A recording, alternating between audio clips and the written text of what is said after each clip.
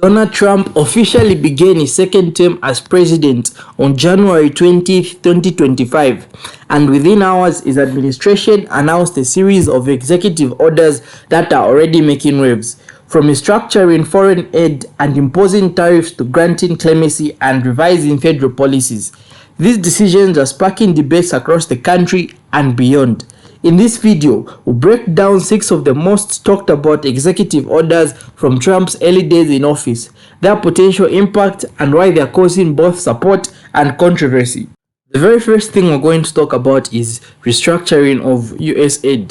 One of Trump's first major executive orders involves downsizing and restructuring the United States Agency for International Development, USAID. So, this agency is responsible for distributing billions of dollars in foreign aid worldwide, funding programs related to healthcare, disaster relief, economic development, and education. Trump has long criticized foreign aid spending, arguing that United States taxpayers should not be funding other nations while domestic issues remain unresolved.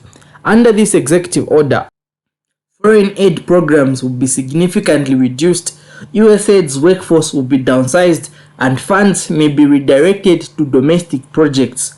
However, the administration has also ordered a 90-day review to assess the full impact of these changes before finalizing any major cuts. This review will determine whether certain aid programs should be kept, modified, or eliminated entirely. Supporters believe this move will help reduce government spending and allow funds to be invested in the US, infrastructure, healthcare, and economic initiatives. However, critics warn that cutting US aid could weaken United States' influence abroad and impact key allies who rely on American aid for stability. Some fear that without US support, struggling nations may tend to rival powers like China and Russia for assistance. The 90-day review period is expected to bring further debates and potential pushbacks from both domestic and international stakeholders.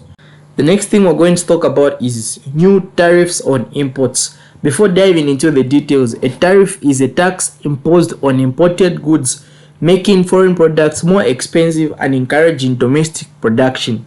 As part of Trump's economic policies, the administration has reintroduced the following tariffs: Canada and Mexico, a 25% tariff on all imported goods except for Canadian oil and energy exports, which face a 10% tariff instead. In China, a 10% tariff on all imported goods and a 25% tariff on steel and aluminium globally, impacting multiple countries including Canada and Mexico. Trump argues that these tariffs will boost American manufacturing, create jobs, and reduce reliance on foreign goods. However, critics warn that these tariffs could 1. Increase prices for American consumers, 2. Lead to trade restrictions or penalties from Canada, Mexico, and China, 3. Disrupt global supply chains affecting US businesses reliant on imports. With both economic benefits and risks in play, this policy is expected to shape US trade relations for years to come. The next thing we're going to talk about is cutting aid to South Africa. So the Trump administration has officially halted all US aid to South Africa, citing concerns over the country's new land expropriation law. This law allows the government to seize land without compensation, a move intended to address historical inequalities but seen by Trump as unfair property redistribution. The United States previously provided around $440 million in aid to South Africa for supporting healthcare, economic development, and education. With this funding now suspended, experts warn that key programs could suffer. This decision has sparked diplomatic tensions, with South African officials attempting to engage with the US but receiving no response. Meanwhile, China has pledged support, hinting at shifting global alliances. Critics argue that cutting aid could worsen economic struggles in South Africa, while supporters say the US should prioritize domestic issues over their foreign assistance. This move is expected to have a long-term economic and political consequences, with South Africa now looking for alternative partners to fill in the gap. The next thing is renaming the Gulf of Mexico to the Gulf of America. In a bold and controversial move, President Trump has signed an executive order officially renaming the Gulf of Mexico to the Gulf of America. This change is part of his Restoring Names That Honor American Greatness initiative, has already sparked heated debates worldwide. Trump's administration argues that the renaming reinforces American sovereignty over its territorial waters. Supporters see this as a symbolic victory, while critics, including Mexican and Latin American officials, have dismissed it as political theatrics. This decision has led to diplomatic tensions, with Mexican President Claudia threatening legal action against Google if the company continues to use Gulf of America to refer to the body of water.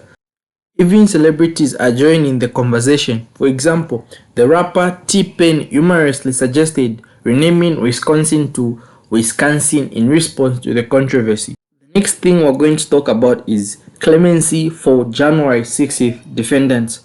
One of Trump's most highly anticipated moves was the granting of clemency to around 1,500 individuals involved in the January 6th Capitol incident.